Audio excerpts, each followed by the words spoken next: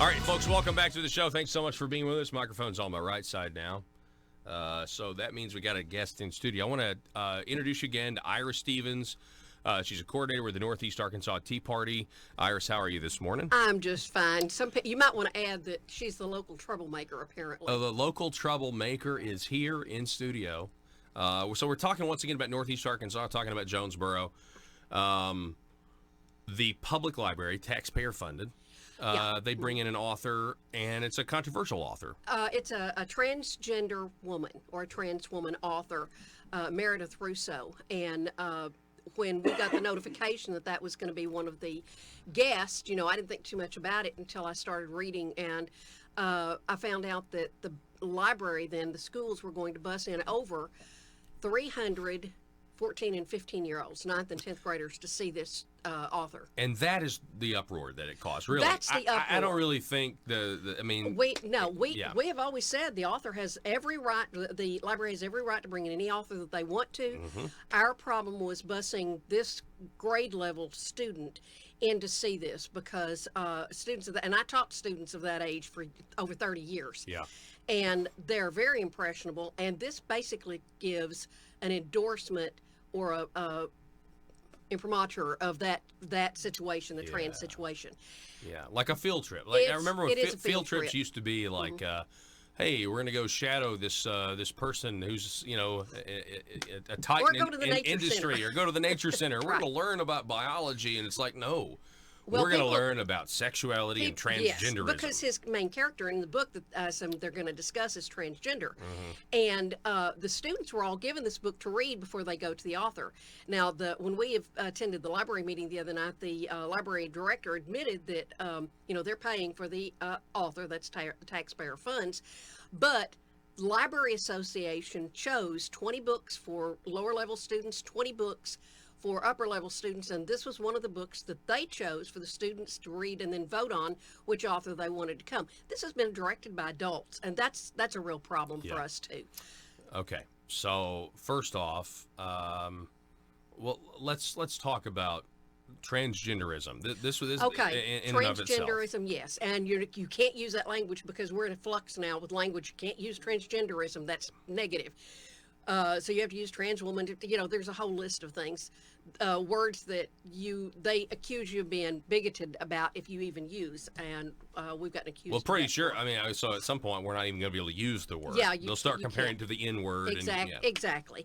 But anyway, that condition is where people have a disorder. Well, you're not even allowed to call it a disorder anymore, but they see themselves as a different sex than what they were born.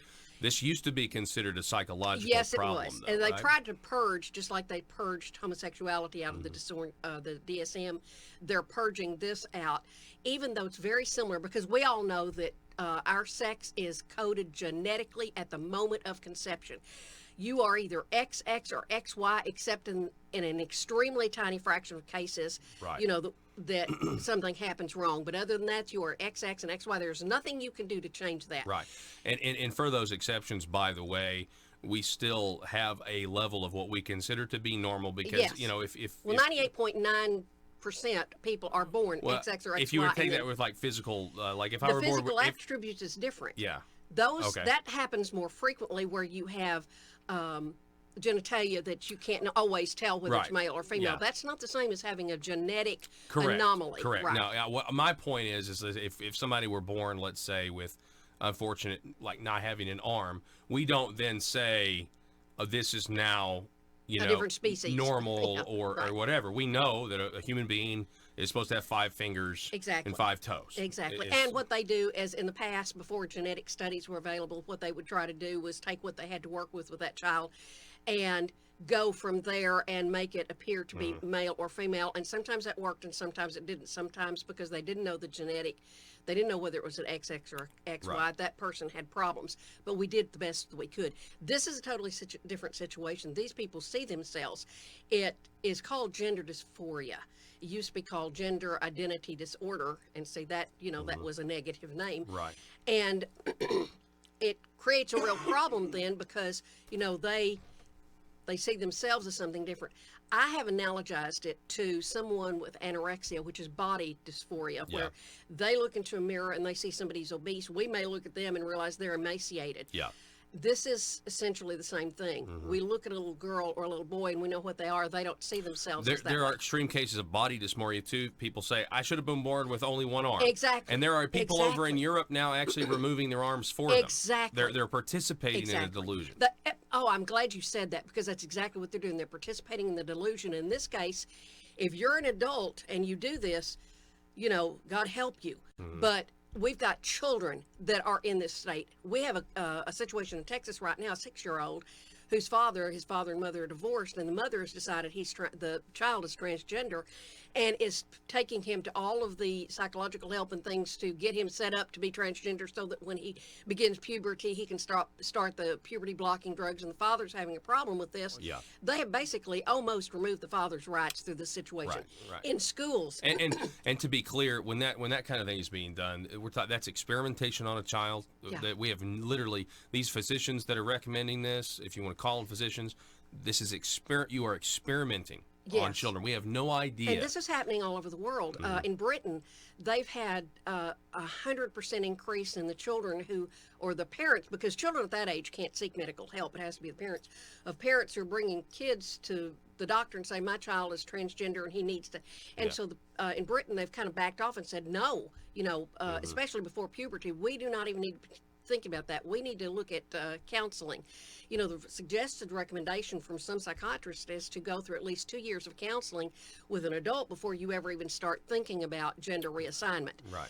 And they have done studies, and this has been blasted today on the paper, but the comment from one of the people in the paper today is that we misrepresented the study. No, because I take the documents as they are. So what are you talking about? I've got this. Are you talking about this article here? I'm talking about the article, the column. Okay, there's a column in the Jonesboro Sun today about this controversy. And they accuse, and it may be one of the letters too, that accuses the Swedish study that we have taken and manipulated. We didn't. I worked with the actual study itself. Let me read you the conclusion of the study. Yeah, okay. It says, this was the conclusion of this, and it was the longest study ever done of transgender. And of course, Sweden is extremely accepting of basically any lifestyle.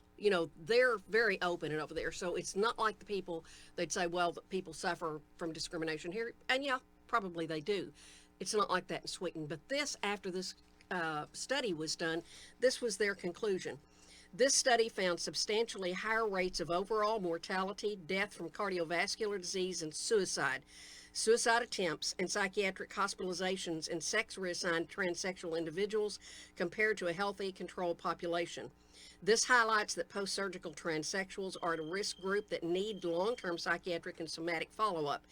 Even though surgery and hormonal therapy alleviates gender dysphoria, it is apparently not sufficient to remedy the high rates of morbidity and mortality found among transsexual persons.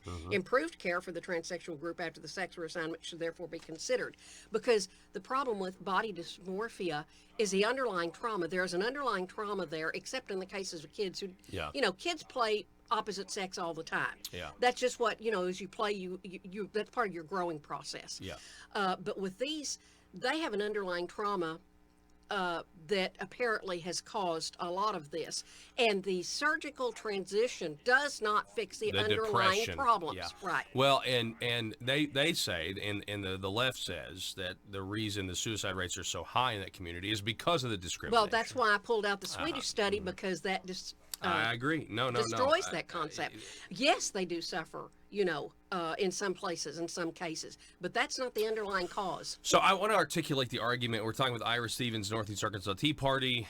You had a taxpayer-funded library, brings in this guest author. That's not the issue, that the guest author's transgender. No, he can come and visit. And freedom parents, of speech, and if parents all whatever. over Jonesboro want to drag their kids in there of the evening, their right to or do during so. the day, if they want to do that, that's fine. What we did not want was the schools busing these children in, because that's taxpayer dollars. It's not only that, but it gives the impression that this is a wonderful thing to look at. This is a wonderful thing to do. And I've taught this grade level of students for too many years not to know what that looks like to the students. And Yeah. if the school's bus is over there, that means this is a good idea, and that Yeah. this is a positive. Yeah, and then you have your taxpayer dollars that are going. That's exactly the to case. facilitate the minors. We're talking about Exactly. minor children. Yes. Okay, in the care of our school Adults. systems, and those school systems are ultimately controlled by us, Yes. the people, and so. And I mean, this goes even farther, because now, if you'll look in the prisons, in some places, the government has mandated in prisons that people who want to go through gender reassignment are paid for. That Yeah. surgery is paid for tax dollars. Seen that. A few years ago, the health care was changed so that it was mandated that we pay for sexual reassignment. That's tax dollars. All of this is being generated by tax dollars, but for me, that's not the primary issue, the tax dollars. But it is, and people need to be aware of all of this, all the ramifications of this. Yeah, this is an example, I think, of, just how much, I feel like in a lot of ways, the media and the persistence of small and vocal minorities, Yes, very small. really that Drive narrative. the agenda for a lot of things. And because what you're talking about, we're talking about studies and facts, and we're just saying, listen, they've changed the language on us in terms of what used to be considered, Yes. Something that was not It was a normal. disorder. It's a disorder is now normalized, and here in the middle of the Bible Belt, small town Arkansas, that those, and this is what's so interesting. When I have a whole parody on this about defining your own reality. So Exactly. That's what these people are doing. Exactly, and we as a library, as a town, as a taxpayers, we're now starting.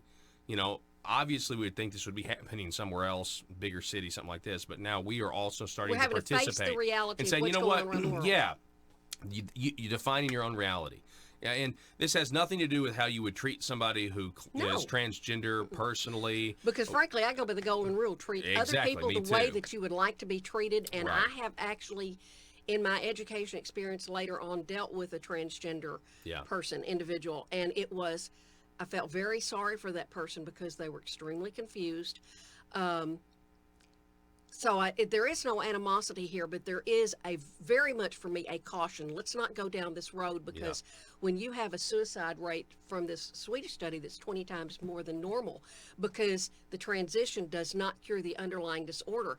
And when you have an American pediatric study, you have a study done by a group of lesbian and gays that showed this suicide. Of course, those studies claimed that it was because of bigotry and prejudice.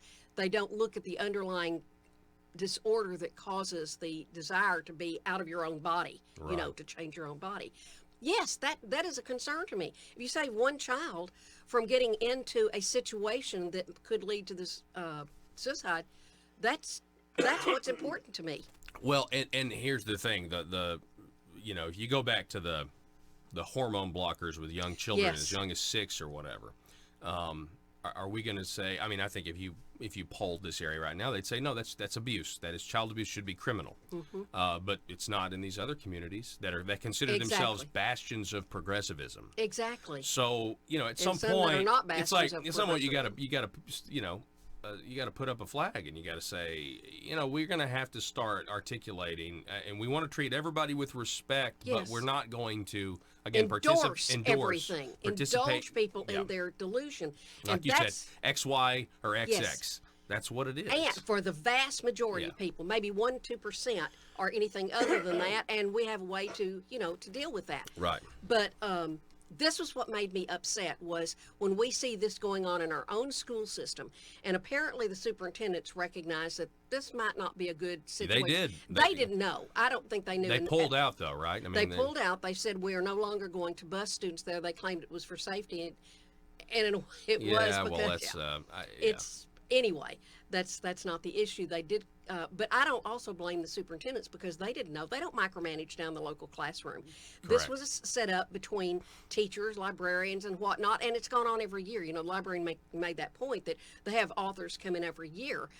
I'm not sure they've ever had one like this that they bus students to, where there was that caution, that should have been flying, big and high. Yeah. But so like I said again, we're not getting in the way of the library being able to host this person. We certainly don't want our students bust over there to Well, that's them. what the left does. The left says, Yes. hey, you can't have a conservative speak at this university or that university.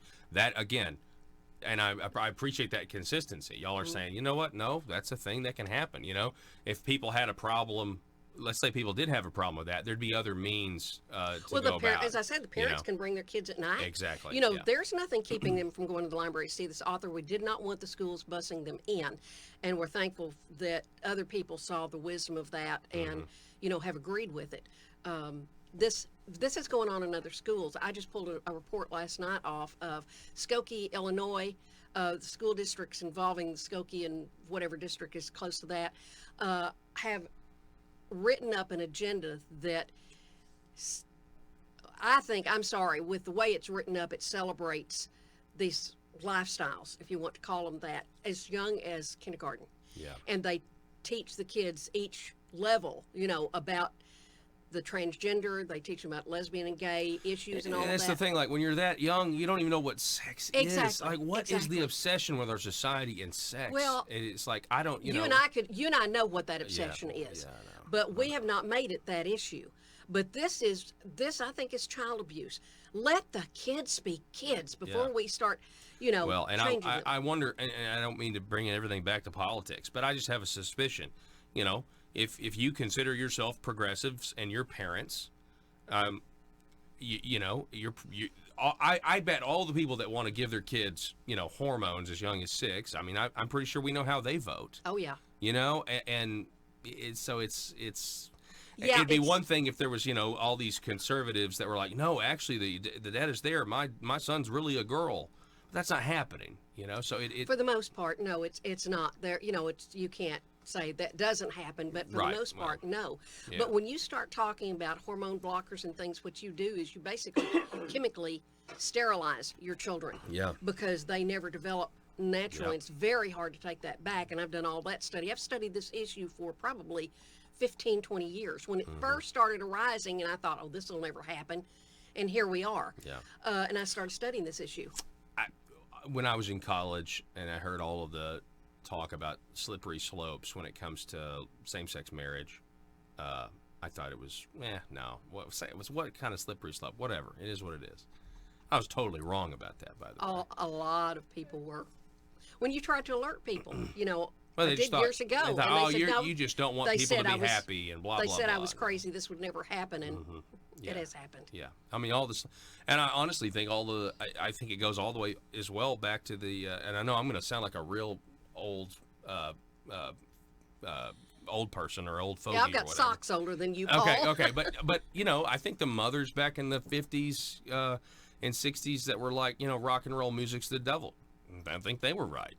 I'm sorry, I do.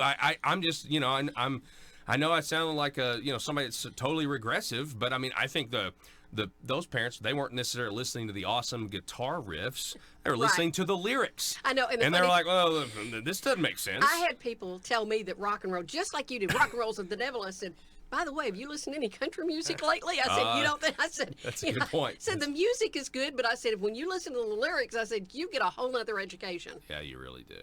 And so it's definitely It's a continuum. slippery We slope. start here, and we're not on a slope now. We're on a total drop off. Yeah. Because you can do what you want to as an adult, but when you start dragging innocent children into this lifestyle, into things that can harm them later on down the road, Right. That's the problem. And that's why I said, and people said, what business is it of CTE? Well, number one, it is tax. We're paying for it. But it's a morals issue to me in the fact that you do not do things like this to children.